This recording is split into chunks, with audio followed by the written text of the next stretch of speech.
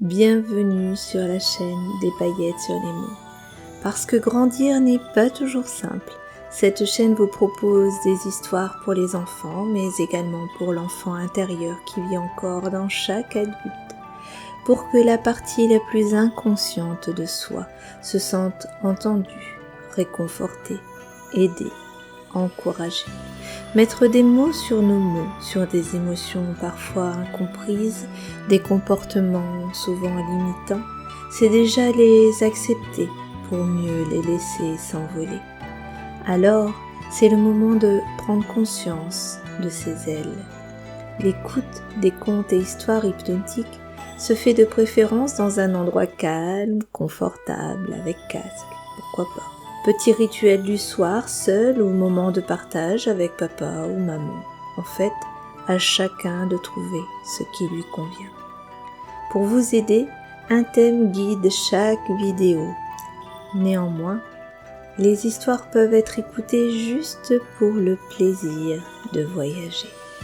L'inconscient, lui, choisira toujours ce qui sera nécessaire pour lui d'entendre. Dernière indication avant de se laisser voyager, même si l'hypnose est un état naturel chez l'enfant, pour rappel, elle ne doit en aucun cas remplacer un traitement médical. Elle est déconseillée aux personnes souffrant de troubles psychotiques. Consultez un professionnel de la santé pour le suivi de votre enfant. Ces histoires se veulent comme un petit plus et surtout un moment de plaisir qui permettra à votre enfant de voyager dans le monde merveilleux de l'imagination pour accéder à ses ressources et à ses solutions. Rêver, c'est déjà le vivre. Alors, je vous souhaite une excellente écoute, une réécoute également. Je vous remercie de liker, de vous abonner, de partager évidemment, pour permettre à la chaîne de prendre son envol elle aussi. Et surtout, je vous souhaite que ma voix, porteuse de mots, vous porte le meilleur. Merci. Bonjour, histoire. Approche. Installe-toi le plus confortablement possible. Tiens, moi aussi, je m'installe avec ma chatte Caramel. Elle adore écouter mes histoires. Souvent, j'ai l'impression qu'elle dort, la coquine, et pourtant, une partie d'elle écoute. J'en suis certaine. Sinon, pourquoi revenir? Pourquoi ronronner de bien-être? Alors, si tu le veux, aujourd'hui, tu peux toi aussi voyager avec Caramel, cette petite chatounette écaille de tortue, en écoutant cette histoire un peu particulière. Si particulière qu'une partie de toi, la plus curieuse, la plus rêveuse peut-être, voudra être attentive jusqu'au bout, alors que parfois même tes yeux seront déjà en train de glisser vers un sommeil agréable et reposant. Et tandis que tu entends déjà les ronronnements de Caramel, tu peux prendre le coussin que tu adores. Tu sais, celui que tu aimes tant, même en secret, parce qu'il est tout doux et qu'il sent bon comme une sucrerie. Pose-le doucement sur ton ventre, comme si tu lui faisais un gros câlin. Voilà, comme ça. Et maintenant, tu n'as juste qu'à sentir comment il monte et descend en même temps que ta respiration. C'est drôle, non? Il monte, il descend. Il monte, il descend. Il monte, il descend. Et c'est juste magique de ressentir comme à chaque ronronnement, à chaque respiration, le calme apaise tout ton corps, comme la crème apaise la peau rougie par le soleil. C'est comme une porte magique qui s'ouvre en toi sur un monde merveilleux aux histoires qui elles aussi apaisent. La paix se sent partout à l'intérieur de toi. Alors, c'est le signal que tu peux fermer les yeux et Laisse la magie des mots qui agit. Ne prends que ce dont tu as besoin et qui te fait du bien. Bonne écoute. Voici l'histoire d'Étincelle le petit luciole. As-tu déjà eu envie de te glisser dans le plus petit trou de souris qu'il existe au monde tellement tu étais gêné? Un trou si petit qu'il te ferait disparaître du regard des autres, comme par magie. Sentir son corps devenir dur comme un caillou, entendre son cœur battre plus fort qu'un énorme tambour, avoir la bouche sèche et la gorge nouée, c'est exactement ce que ressentait tous les jours Étincelle, ce tout petit luciole, le plus timide du réputé clan réverbère, qui, comme toi, rêvait parfois de se faire encore plus minuscule. Sa famille de lucioles est la plus grande d'Écolanda, une ville au pays aux 1000 grottes. C'est un étrange endroit où les animaux ne sortent que à la lueur de la lune. Cet instant si précis où la douce fraîcheur de la nuit remplace la lourde et étouffante chaleur du jour, entraînant dans son passage cette odeur si particulière du monde magique de la nuit. Tu reconnais, toi aussi, peut-être cette odeur qui nous chatouille les narines lors des longues soirées chaudes d'été où jouer dehors à regarder les étoiles dans la nuit noire, on ne sait pourquoi, nous semble si magique qu'on a, à ce moment-là, l'impression d'être les plus forts et les rois du monde. C'est vraiment drôle, non? Comment juste un tout petit changement peut nous rendre plus sûrs. Comme si, tandis que le ciel sombre se remplit de paillettes de lumière, notre cœur, lui, se remplit d'une force de géant prêt à gravir des montagnes. Les montagnes d'Écolanda, elles, ressemblent à des énormes morceaux dorés de fromage à trous, dans lesquels vivent chaque famille d'animaux bien différents les uns des autres.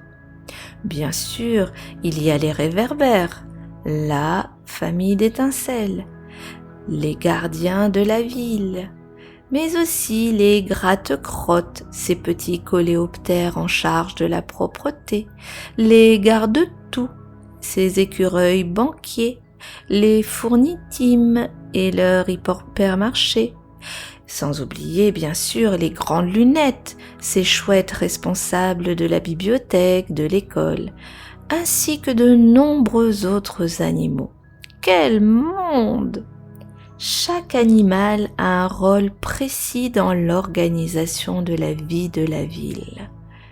Écolanda est une ville paisible où il fait bon vivre. Les fleurs sentent les arbres et les arbres sentent les fleurs, comme si chacun s'appuyait sur les forces des autres. Une gigantesque rivière bleu sirène entoure la ville tranquille et la protège des animaux prédateurs. D'ailleurs, le rôle de la famille d'Étincelle est de se poster tous les soirs le long de la rivière afin de surveiller que les terribles mange-tout, ennemis jurés des Écolandiens, ne viennent attaquer la ville durant la nuit.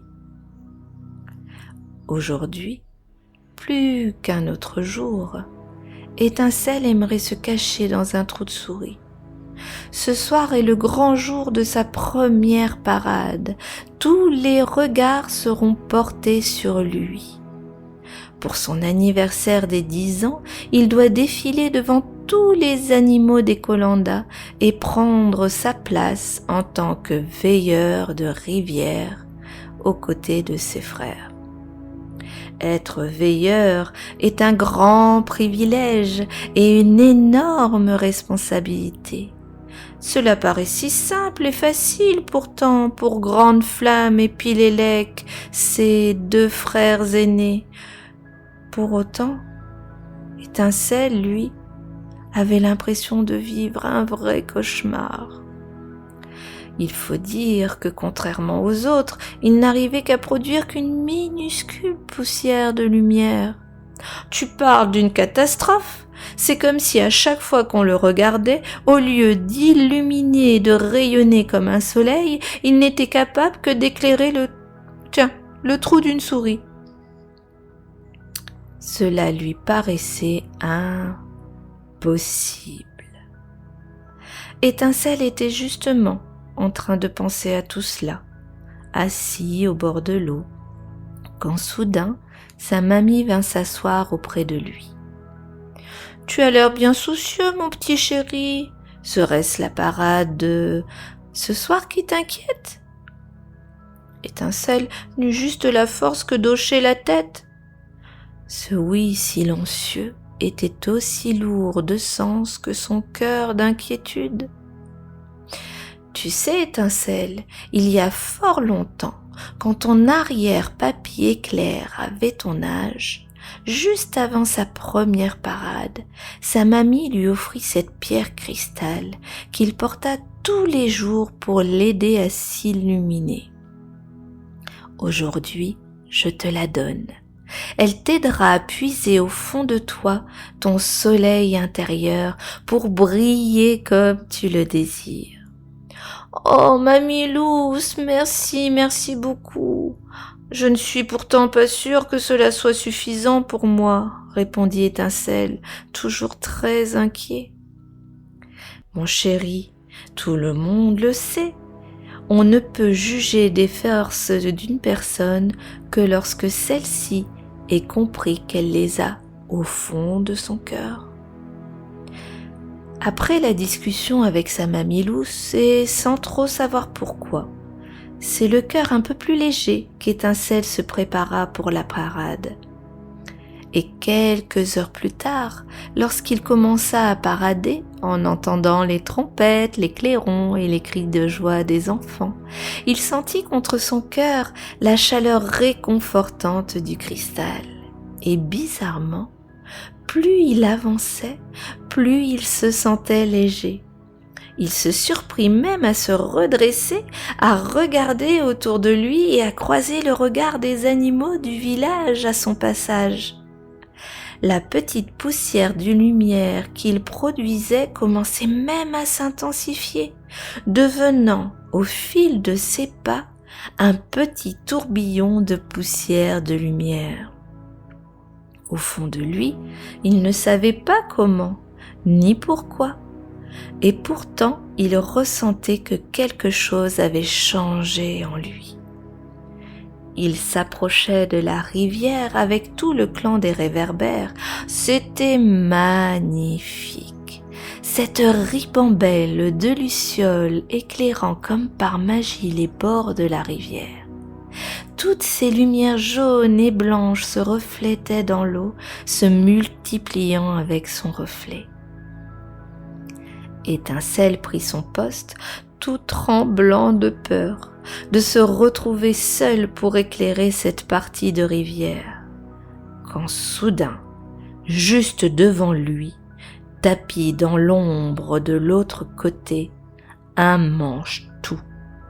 Énorme, avec des crocs rouges et des yeux verts menaçants.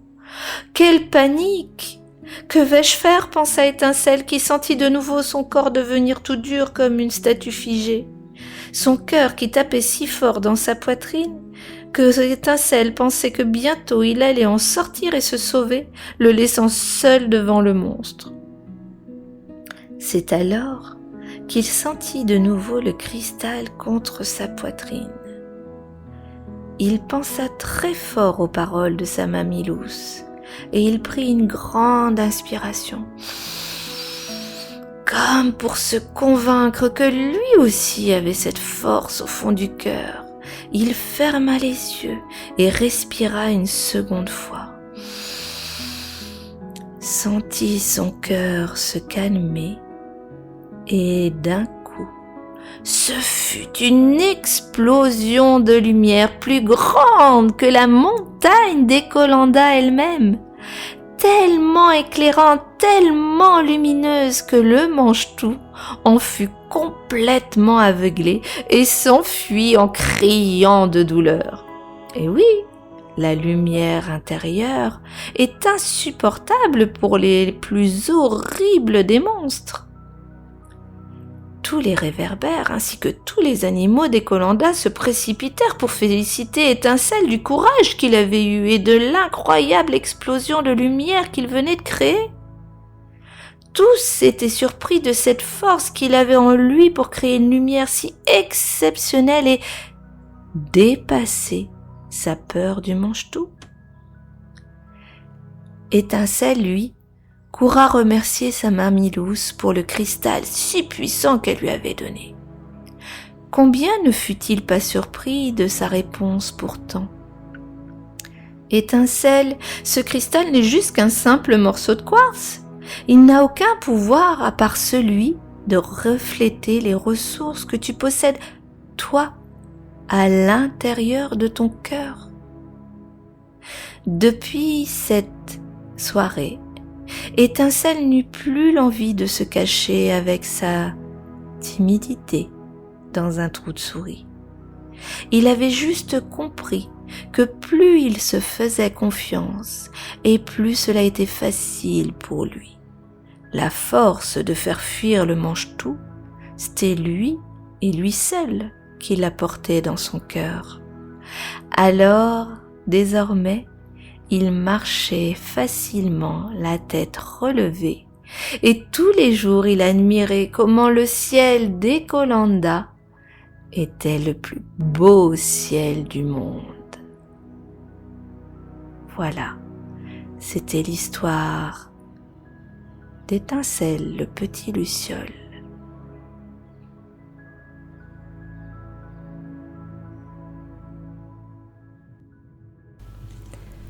Voilà, j'espère que cette histoire t'a parlé dans ton cœur.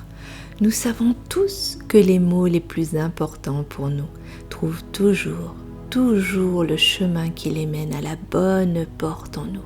Qu'elle soit petite, moyenne, grande, gigantesque, en bois, en fer, en plume ou même en paillettes, c'est automatique. Chaque mot est auto-guidé. C'est comme cela.